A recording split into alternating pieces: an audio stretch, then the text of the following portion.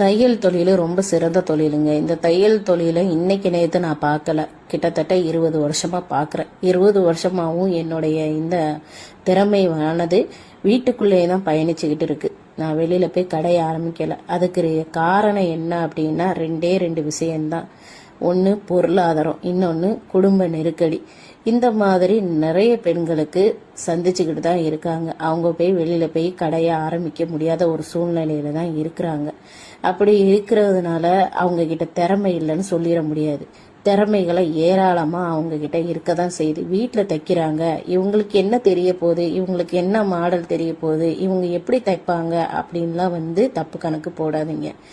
அப்படி இருக்கிறவங்க தான் வீட்டை தைக்கிறவங்க தான் என்ன செய்வாங்கன்னா, அதிகமாக மாடல்களை தைச்சா நமக்கு கஸ்டமர் வரமாட்டாங்களா அப்படின்னு சொல்லிட்டு நிறைய வித்தியாசமாக சிந்தனை பண்ணி அவங்களோட திறமைகளை வெளியில் கொண்டுட்டு வருவாங்க.